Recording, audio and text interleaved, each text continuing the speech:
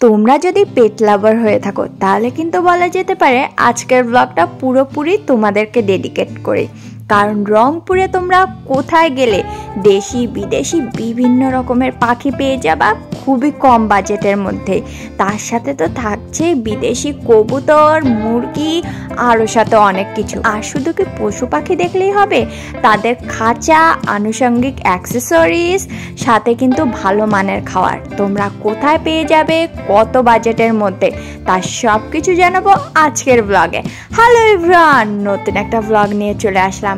আশা করি আজকের ব্লগটা দেখতে তোমাদের ভালো লাগবে। তোমরা যারা রংপুরে দেশি বিদেশি পাখি খুঁজতেছো কিংবা পাখির ভালো মানের খাবার খুঁজতেছো, তাদের জন্য কিন্তু আজকের ব্লগটা খুবই হেল্পফুল হবে।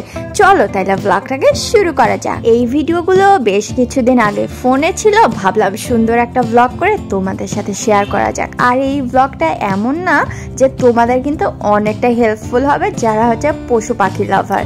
আমরা কিন্তু চলে গিয়েছিলাম রংপুর পৌরবাজারে। পৌরবাজারে কিন্তু মাছ, মাংস, শাকসবজির সাথেও কিন্তু পাখির একটা হিউজ কালেকশন আছে, যেটা তোমরা আজকের ব্লগে দেখতে পারতেছো। আর এখানে ছিল হচ্ছে ককাটেল। ককাটেলের প্রাইস কিন্তু শুরু হয় 4,500 থেকে 6,500 মধ্যেই। সেখানে কিন্তু তোমার দাম দর করে নিতে হবে। আমি দামগুলান বলতেছি না, কারণ এগুলান কিন্তু সময়ের সাথে সাথে দামগুলো চেঞ্জ হয়ে যায়, তাই তোমরা যখন যাবা ঠিকঠাক মতন দাম করে কিন্তু নিতে পারো। আর এই বাচ্চারিকাগুলো সবাই তো জানে, এগুলো জোড়া কিন্তু 400 টাকা করে। এটা সব সময় থাকে, যেগুলো সব সময় দাম সেম থাকে আমি সেগুলো বলার চেষ্টা করতেছি। আর আমরা কিন্তু আমাদের পাখির জন্য হচ্ছে খাবারের বাটি দেখতেছিলাম, তাই দেখতেছি যখন তোমাদের সাথেও শেয়ার করে। আমরা যে পাখির দোকানটা গিয়েছিলাম এখানে কিন্তু সুন্দর একটা টিয়া পাখিও ছিল। টিয়া পাখিটা কিন্তু তার মালিকের গায়ে চড়ে বেড়াচ্ছে। এটা এখনো টেম হয়নি, তা আস্তে আস্তে কিন্তু শিখাচ্ছে।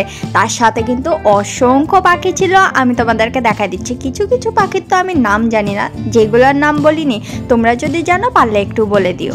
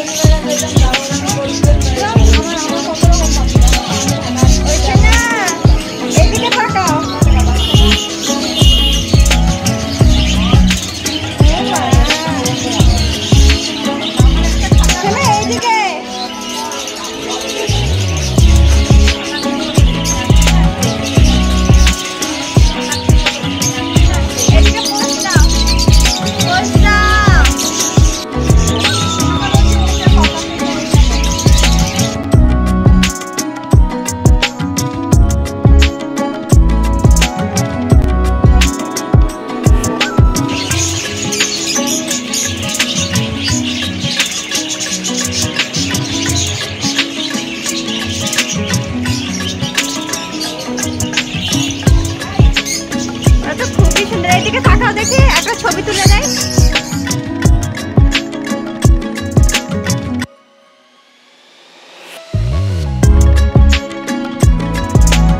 এরা আবার কি হয়েছে, এসি আছে কেন?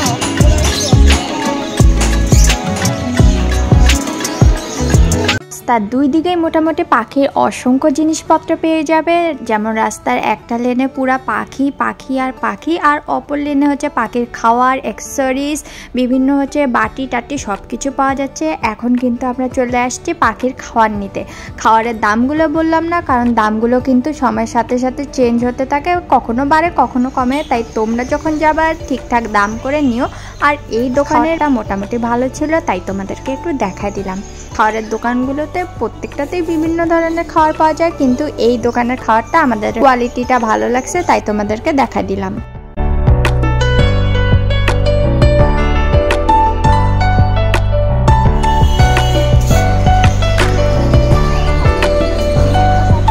আশা করি আজকের ব্লগটা দেখতে তোমাদের ভালো লাগছে। ভালো লাগলে কি করতে হবে তোমরা তো জানোই, do like, share, comment and subscribe. এইরকমই আরও নিত্য নতুন ব্লগ বা হচ্ছে মামনির স্পেশাল কোনো রান্নার রেসিপি দেখার জন্য আমাদের চ্যানেলের কিন্তু বেল আইকনটা প্রেস করে রাখবা, তাইলে আমরা যখনই ভিডিও দিব নতুন কোনো, তোমাদের কাছে কিন্তু তাড়াতাড়ি নোটিফিকেশন চলে যাবে। আর লোকেশনটার জন্য আমি কিন্তু তোমাদেরকে আরেকবার দেখা দিলাম।